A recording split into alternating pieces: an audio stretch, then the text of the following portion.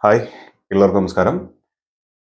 Hayat, life, ജീവിതം, അതിജീവിതം. ഖൽബ് എന്ന് പറയുന്ന സിനിമയിലെ ഏറ്റവും അവസാനം എഴുതി കാണിക്കുന്ന വരികളാണ് അല്ലെങ്കിൽ വാക്കുകളാണത്. ഹയാത്ത്, ലൈഫ്, ജീവിതം, പിന്നെ ഫ്രണ്ട് ഒരു എന്ന് ചേർത്ത് അതിജീവിതം. പലപ്പോഴും പല ആളുകളും ഫെയിലായി പോകുന്ന അവിടെയാണ്. അതിജീവിതം എല്ലാം നഷ്ടപ്പെട്ടു എന്ന് തോന്നുമ്പോൾ താങ്ങാനാവാത്ത വിഷമങ്ങൾ വരുന്ന സമയത്ത് അതിജീവിക്കുക എന്ന് പറയുന്ന ഒരു കടമ്പ പലപ്പോഴും കടക്കാൻ കഴിയാറില്ല. അല്ലെങ്കിൽ പലപ്പോഴും ഈ ജീവിതത്തിന്റെയും അതിജീവിതത്തിന്റെയും ഇടയിൽ പെട്ടുപോകാറുണ്ട്. അങ്ങനെയുള്ള ആളുകൾക്ക് ഒരു പക്ഷേ ഭയങ്കരമായിട്ടൊരു പ്രചോദനമോ അല്ലെങ്കിൽ ഭയങ്കര ഒരു ഒരു ഒരു എന്താ പറയുക, ഒരു താങ്ങോ ആകാൻ സാധ്യതയുള്ള സിനിമയാണ് കൽബ് എന്ന് എനിക്ക് പേഴ്സണലി തോന്നി. Especially in love. അങ്ങനെ പെട്ട് കിടക്കുന്നവരുണ്ടെങ്കിൽ. അപ്പൊ ഈ കൽബ് എന്ന് പറഞ്ഞ സിനിമ തിയേറ്ററിൽ വരുന്ന സമയത്ത്, തിയേറ്ററിൽ വന്നു എന്നാണ് എന്റെ ഓർമ്മ. എന്തായാലും റിലീസ് ചെയ്യുന്ന സമയത്ത് അത്ര വലിയ ആളുകളൊന്നും പറയുന്നത് കേൾക്കുന്നില്ല. അല്ലെങ്കിൽ കുറെയൊക്കെ നെഗറ്റീവ് റിവ്യൂസ് ആണ് കേട്ടുകൊണ്ടിരിക്കുന്നത്. ചെറിയൊരു സിനിമയാണ്, വലിയ സംഭവമൊന്നുമല്ല എന്ന രീതിയിലൊക്കെ കേട്ടുകൊണ്ടിരുന്നത്. അതുകൊണ്ട് തന്നെ ഞാനത് കാണണ്ട എന്ന് വെച്ചു. ഈ സിനിമ കാണണ്ട, അത് വെറുതെ എന്തിനാണ്, വെറുതെ ഒരു സമയം കളയാൻ വേണ്ടി, എപ്പോഴെങ്കിലൊക്കെ വേണമെങ്കിൽ കാണാമെന്ന് വിചാരിച്ചു. അങ്ങനെ ഒഴിവാക്കിയിട്ട സിനിമയാണ്. പിന്നീട് അത് OTT ഇറങ്ങി. പിന്നെ ഞാൻ ഇടുന്ന പല വീഡിയോസിന്റെയും താഴെ വരുന്ന പ്രധാന കമന്റുകളിൽ ഒന്ന് കൽബിന്റെ റിവ്യൂ പറയുമോ എന്നുള്ളതാണ്. ഞാൻ ഈ സമയത്ത് ഇപ്പൊ ഒരു റിവ്യൂ ഞാൻ ഇട്ടിട്ട് വ്യൂ അങ്ങനെ കിട്ടുന്നുണ്ടാവില്ല. അറിയാലോ, നമ്മുടെ ചാനൽ ഒരു ചെറിയൊരു ചാനലാണ്. അങ്ങനെ ഒരു ഇറങ്ങുന്ന സിനിമയുടെ റിവ്യൂ ഒക്കെ ഇടുമ്പോൾ ആളുകൾ ഒരുപാട് കാണുന്നുണ്ട് എന്നുള്ളത് ശരിയാണെങ്കിലും ഈ കുറെ കഴിഞ്ഞിട്ടുള്ള ഒരു സിനിമ ഇപ്പൊ ഞാൻ റിവ്യൂ ഇട്ട എന്താ കാര്യം എന്ന് വെച്ചാൽ ഞാൻ അത് അവോയ്ഡ് ചെയ്തു. പക്ഷെ വീണ്ടും വീണ്ടും ചോദിച്ചുകൊണ്ടിരുന്നപ്പോഴാണ് ഞാൻ അതിനെ കുറിച്ചുള്ള ഒരു ഏകദേശ സംഭവങ്ങൾ ചെക്ക് ചെയ്ത സമയത്ത് OTT വന്ന് വളരെ മികച്ച അഭിപ്രായങ്ങളാണ് സിനിമയെ കുറിച്ച് കേട്ടുകൊണ്ടിരിക്കുന്നത്. ഫേസ്ബുക്കിലാണെങ്കിലും ഇൻസ്റ്റയിലാണെങ്കിലും ഒരുപാട് പോസ്റ്റുകളായിട്ടൊക്കെ ഒരുപാട് നല്ല അഭിപ്രായങ്ങൾ വരുന്നുണ്ട്. എന്നാൽ ഒന്ന് കണ്ടു കളയാം എന്ന രീതിയിൽ ഞാൻ സിനിമ കാണാൻ തുടങ്ങിയപ്പോൾ എനിക്ക് ഈ നടനെ എവിടെയോ കണ്ടിട്ടുണ്ടല്ലോ, ഇങ്ങനെ എവിടെയോ സ്ട്രൈക്ക് ചെയ്യണം, എനിക്ക് കറക്റ്റ് മനസ്സിലാവണില്ല. അപ്പോഴാണ് ഗോളം എന്ന് പറഞ്ഞ സിനിമയിലെ നടനാണ് ഇദ്ദേഹം എന്ന് മനസ്സിലായത്.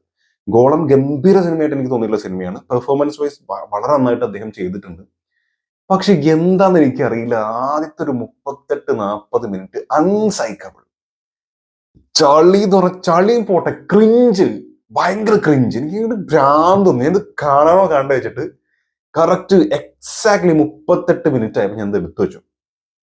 എന്നിട്ട് കുറച്ച് വർക്ക് കഴിഞ്ഞ് വന്നിട്ട് ഞാൻ എന്ത് ചെയ്തു, ഇന്നലെ രാത്രി കേട്ടോ, ഇപ്പൊ ഞാൻ കണ്ടു കഴിഞ്ഞേ ഉള്ളൂ. ഇപ്പൊ കുറച്ച് മുമ്പ് ഞാനത് കണ്ടേക്കാം, എന്തായാലും നെഗറ്റീവ് ആണെങ്കിൽ റിവ്യൂ ഇടണ്ട, പക്ഷെ കുഴപ്പമില്ല ഇതിൽ റിവ്യൂ ഇടാന്ന് വെച്ചിട്ട് ഞാൻ ആ സാധനം കണ്ടു തുടങ്ങി. സത്യം പറയാലോ, ഒന്നും പറയാനില്ല, ഗംഭീര സിനിമ. എനിക്ക് അങ്ങനെയാണ് ലാസ്റ്റ് എന്റെ കണ്ടത്. അവസാനത്തെ ഒരു 30 മിനിറ്റ് മക്കളെ ഞെട്ടിച്ച് കളഞ്ഞു. പെർഫോമൻസിനാണെങ്കിലും പുള്ളിക്കാരൻ പിന്നെ ഒരു കയറ്റം കയറുന്നുണ്ട് നടൻ. ഇമോഷൻസ് ഉള്ള സമയങ്ങൾ വളരെ ഇമോഷണലി പറയുന്ന സാധനമാണെങ്കിലും ഇതിന്റെ ബാക്ക്ഗ്രൗണ്ട് മ്യൂസിക്കും ഭയങ്കര ദേഷ്യം കാണിക്കുന്ന സമയങ്ങളിൽ അദ്ദേഹത്തിന്റെ ആ ഒരു സാഹചര്യത്തിനെ നന്നായിട്ട് എടുത്തു കാണിക്കുന്ന രീതിയിൽ വളരെ മികച്ച പ്രസന്റേഷൻ. ആൻഡ് എൻഡില് ഇവിടെ സിദ്ദിഖ ചോദിക്കുന്ന ഒരു ചോദ്യം ഉണ്ട്. അതെനിക്ക് കൊണ്ടു ശരിക്കും. കാരണം അദ്ദേഹം പറയുന്നത് ഇങ്ങനെയാണ്, ഈ അദ്ദേഹത്തിന്റെ ഭാര്യ മരിച്ചിട്ടുള്ള ഒരു ക്യാരക്ടറാണ്. വളരെ ജോളി ആയിട്ട് വളരെ എൻജോയബിൾ ആയിട്ടുള്ള ഒരു പേഴ്സൺ, വളരെ നല്ലൊരു അച്ഛൻ, ഒരു ഫ്രണ്ട്ലി ആയിട്ടുള്ള ഒരു അച്ഛൻ. അദ്ദേഹം എൻഡിൽ പറയുന്ന ഒരു സംഭവം ഉണ്ട്. അതായത് ഈ ഭാര്യ മരിച്ച ആളെ വിഭാര്യ എന്നാണ് വിളിക്കുക. ഈ മകന്റെ അടുത്ത് പറയണം, അങ്ങനത്തെ ഒരു ക്രൂഷ്യൽ ടൈം അല്ലെങ്കിൽ അങ്ങനത്തെ ഒരു അവസ്ഥയിലാണ് ഈ പറയുന്നത്. ഈ ഭർത്താവ് മരിച്ച ഭാര്യയെ വിധവ എന്നാണ് പറയുക. അച്ഛനും അമ്മയും ഇല്ലാത്ത മക്കളെ അല്ലെങ്കിൽ അച്ഛനും അമ്മയും മരിച്ച മക്കളെ അനാഥൻ അല്ലെങ്കിൽ അനാഥർ എന്ന് നമ്മൾ പറയും. പക്ഷെ ഈ മക്കള് മരിച്ച അച്ഛനെയും അമ്മേനെയും എന്താണ് വിളിക്കുക എന്ന് ചോദിക്കുന്നുണ്ട്. ആ ചോദ്യത്തിലുണ്ടെല്ലാം അത് ഇത്രയും ഇമോഷണലി പോയിക്കൊണ്ടിരിക്കുന്ന ആളിത് പറയുമ്പോ, അല്ലെങ്കിൽ പോട്ടെ, ഇത് കഴിഞ്ഞിട്ട് കുറച്ച് വേണ്ട, ഇത് നിങ്ങൾ എല്ലാവരും കണ്ടിട്ടുണ്ടാവും. ഇനിയിപ്പോ OTT അതിൽ വേറെ സംഭവങ്ങളൊന്നുമില്ല. പക്ഷെ ഞാൻ ആ വരി പറയാതിരിക്കാൻ എനിക്ക് പറ്റുന്നില്ല. അതായത് എന്റെ ഭാര്യ മരിച്ച സമയത്ത് എനിക്ക് ജീവിക്കാൻ നിന്റെ മിടിപ്പ് മതിയായിരുന്നു. മോനോട് പറയുന്നു, മിടിപ്പ് മതിയായിരുന്നു, നിനക്ക് ജീവിക്കാൻ എന്റെ മിടിപ്പ് പോരെ, അല്ലാന്നുണ്ടെങ്കിൽ മോൻ പോയി ചത്തോ എന്ന് പറയുന്നുണ്ട്. അത് മരിച്ചോ എന്ന് പറയുന്നുണ്ട്. അവിടെ തീർന്നു അവന്റെ പ്രശ്നം. അവിടെ അവൻ വീണ്ടും അതിജീവിക്കാൻ പഠിക്കുകയാണ്. പക്ഷെ അത് എന്ത് രസമായിട്ടാ പ്രസന്റ് ചെയ്തേക്കുന്നത് അറിയാം. എനിക്ക് ഭയങ്കര ഇഷ്ടമായി സിനിമ. ഈ പറഞ്ഞ പോലെ ആദ്യത്തെ ഒരു 35-40 മിനിറ്റ് വൻ ക്രിഞ്ചാണ്. ക്രിഞ്ച് എന്ന് പറഞ്ഞ ക്രിഞ്ച് ഫെസ്റ്റ്. നടൻ വന്നിട്ട് വണ്ടിമ ചാടി കയറുന്ന സീനൊക്കെ ഉണ്ട് ഒരു പാട്ടിൽ. അത് മദാമ്മമാർക്ക് ഗൈഡായിട്ട് പോകുന്ന സമയത്ത് ഫ്രണ്ട്സ് വിളിക്കുന്നത് അച്ഛനോട് യാത്ര കൊണ്ട് നേരെ വന്നിട്ട് വണ്ടിമ ചാടി കയറും. എനിക്ക് അതൊന്നും ഇഷ്ടമായില്ല. അത് ഡയലോഗ് പറയണത് ചില കുറെ സ്ഥലങ്ങളിൽ ക്രിഞ്ച് നമുക്ക് ഫീൽ ചെയ്യുന്നുണ്ട്. അത് അഭിനയിക്കാൻ അറിയാത്ത പോലെ എന്തൊക്കെയോ. അതെനിക്കിത് പ്രണയം കൈകാര്യം ചെയ്ത രീതി അദ്ദേഹത്തിന് എനിക്ക് ഇഷ്ടപ്പെട്ടിട്ടേ ഇല്ല. ആൻഡ് നായികയുടെ വോയിസ്, ആ ഡയലോഗ് ഡെലിവറി ഒന്നും എനിക്ക് ഇഷ്ടപ്പെട്ടിട്ടില്ല. പക്ഷെ തുടക്ക സമയത്ത് പറയണത് കേട്ടോ, എൻഡിലേക്ക് വന്ന പിന്നെ പിന്നെ ഒരു മണിക്കൂർ കഴിഞ്ഞപ്പോൾ half time, especially half time കഴിഞ്ഞ് പിന്നെ സിനിമ ഒരു പോക്കുന്നുണ്ട്. നമ്മളെ അതായത് അതുവരെ നമ്മൾ ഇങ്ങനെ ഔട്ടാണ്, സിനിമയുടെ പുറത്താണ് നമ്മള്. പ്രേക്ഷകനെ സിനിമയിലേക്ക് ഒറ്റയടിക്ക് പും എന്ന് പറഞ്ഞിട്ട് അങ്ങനെ ഇന്നയിപ്പിക്കുന്ന ഒരു പരിപാടി ഉണ്ട് ഇന്റർവെല്ലിന് ശേഷം. അതെനിക്ക് ഭയങ്കര ഇഷ്ടമായി. പിന്നെ നമുക്ക് പുറത്തേക്ക് വരാൻ കഴിയില്ല. പിന്നെ ആ സിനിമ എൻഗേജിങ് ആയിട്ട് ത്രൂ ഔട്ട് നമ്മൾ ആ ഒരു ഫീൽഡിൽ ഇങ്ങനെ കൊണ്ടുപോകണം. ആൻഡ് ഇതില് നായികയുടെ അച്ഛന്റെ കഥാപാത്രത്തിലുള്ള പുള്ളിക്കാരൻ വളരെ നന്നായിട്ട് ചെയ്തിട്ടുണ്ട്. ലെനയാണെങ്കിലും ഉള്ള കഥാപാത്രം വളരെ നൈസായിട്ട് അത്തരത്തിൽ ഭർത്താവിനെ പേടിച്ച് ഭയത്തോടെ അങ്ങനെ ഇരിക്കുന്ന ഒരു പാവപ്പെട്ട ഒരു ഉമ്മ, അത് വളരെ നന്നായിട്ട് ചെയ്തിട്ടുണ്ട്. അങ്ങനെ ഇതിൽ കുറെ കഥാപാത്രങ്ങളുണ്ട്. നമ്മളെ എന്താ പറയാ, ചൂരൽ തേവരുണ്ട്. പിന്നെ പുള്ളിന്റെ പേര് എനിക്ക് കിട്ടുന്നില്ല. അയ്യോ, നമ്മുടെ സ്കിറ്റ് പുള്ളിയുടെ പേര് എനിക്ക് കിട്ടുന്നില്ല. എന്തായാലും പുള്ളി വളരെ നന്നായിട്ട് ചെയ്തിട്ടുണ്ട്.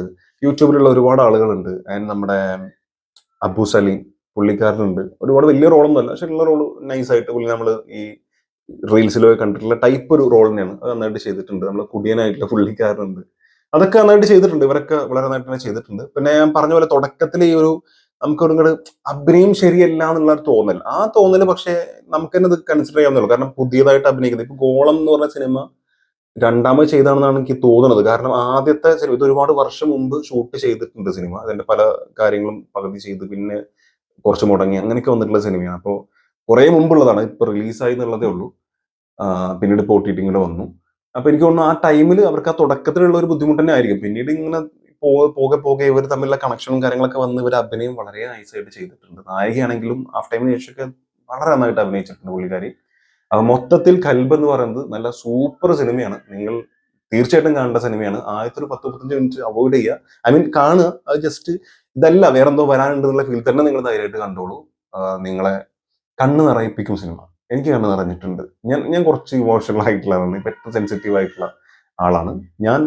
എനിക്ക് ഇമോഷണലി ഇത് കണക്ട് ആയിട്ടുണ്ട്. എന്റെ കണ്ണ് നിറഞ്ഞിട്ടുണ്ട്. കരഞ്ഞു മെഴുകിയിട്ടൊന്നുമില്ല, പക്ഷെ കണ്ണ് നിറഞ്ഞിട്ടുണ്ട്. ചില ആ കണക്ഷൻസും ആ ബന്ധവും ചില ഡയലോഗ്സും ചില മ്യൂസിക്കും ഒക്കെ എന്നെ കരയിപ്പിച്ചിട്ടുണ്ട്. സോ അത്തരത്തിൽ നിങ്ങൾക്കും ഇത് ഫീൽ ചെയ്യുന്ന തന്നെയാണ് എനിക്ക് തോന്നുന്നത്. പിന്നെ പ്രണയത്തിൽ വൻ ക്ലീശയാണ്. പ്രണയം അങ്ങനെയാണ് ഇങ്ങനെയാണ് ക്രിഞ്ചാണ്. ഇത് എന്ത് ക്രിഞ്ച് എന്ന് പറഞ്ഞ സാധനം, ഓക്കെ ക്രിഞ്ച് ചിലർക്ക് ഭയങ്കരമായിട്ട് ഫീൽ ചെയ്തിട്ട്, പക്ഷെ ഈ ക്ലീശ എന്ന് പറഞ്ഞ സാധനം, എടാ പ്രണയം ക്ലീശയാണ്. പ്രണയിച്ചവർക്ക് അതറിയാം. ജീവിതത്തിൽ ഒരു വട്ടെങ്കിലും പ്രണയിച്ചില്ല, ഇത് ക്ലീശയാണ്. നിങ്ങളൊക്കെ പ്രണയിക്കുമ്പോൾ ക്ലീശ ആകുന്നുണ്ട്. അതുകൊണ്ട് ആ ഡയലോഗിൽ ഒരു കാര്യമല്ല. പ്രണയമാണ്. ഇപ്പൊ ഇത് വേറെ ഏത് രീതിയിൽ ഇത് പറയുക, ഒരു പെൺകുട്ടിനെ കാണുന്നു, ഒരു ആൺകുട്ടി ആ പെൺകുട്ടിനെ ഇഷ്ടപ്പെടുന്നു, അല്ലെങ്കിൽ തിരിച്ചിഷ്ടപ്പെടുന്നു. അവരുടെ ജീവിതം ആ പ്രണയിക്കുമ്പോൾ നമ്മൾ അവരുടെ അടുത്ത് എങ്ങനെ പെർഫോം ചെയ്യുന്നു, ഓരോ കാര്യം നമ്മൾ എങ്ങനെ പുതുമയോടെ കാണുന്നു, അവരുടെ കണ്ണിലേക്ക് നോക്കുന്നു, അവർ സംസാരിക്കുമ്പോൾ ചുണ്ടിൽ ഫോക്കസ് ചെയ്യുന്നു, അവരുടെ വോയിസ് നമുക്ക് ഭയങ്കര തേനൊഴുകണ പോലത്തെ, ഇതൊക്കെ സ്വാഭാവികമായിട്ടുള്ള കാര്യങ്ങളാണ്. സോ അതിപ്പോ അങ്ങനെയല്ല കാണിക്കാൻ പറ്റുള്ളൂ. പിന്നെ ആ സാഹചര്യങ്ങളൊക്കെ ഒന്ന് മാറ്റി ഡിഫറെന്റ് ആക്കി കഥ പറയാൻ ശ്രമിക്കാം എന്നുള്ളത് മാത്രമേ ഉള്ളൂ. പ്രണയമൊക്കെ പല ടൈപ്പ്, എത്ര പ്രണയങ്ങൾ നമ്മൾ കണ്ടു. സോ അതിലും പുതുമ വേണം, അല്ലെങ്കിൽ അത് ക്ലീശയാണെന്നൊക്കെ പറഞ്ഞാൽ ഇത്തിരി ബുദ്ധിമുട്ടായിരിക്കും. അപ്പൊ അത് കാര്യമാക്കണ്ട. പക്ഷെ ക്രിഞ്ച് കുറച്ചുണ്ട്. അത് അതും പിന്നെ ഈ പറഞ്ഞ പോലെ പിന്നീട് അവർ അതിനൊക്കെ മറികടന്നു എന്നുള്ളതാണ്. അത് ഭയങ്കരമായിട്ട് ചെയ്തിട്ടുണ്ട്. So it's A must watch movie. കാണാൻ ശ്രമിക്കുക. കണ്ടവരുണ്ടെങ്കിൽ നിങ്ങളുടെ അഭിപ്രായം, ജെന്യൂൻ ആയിട്ടുള്ള അഭിപ്രായം കമന്റിൽ രേഖപ്പെടുത്താൻ ശ്രമിക്കുക. Thank you so much for watching this video. തീർച്ചയായിട്ടും കാണാം. കാണുന്നവരെ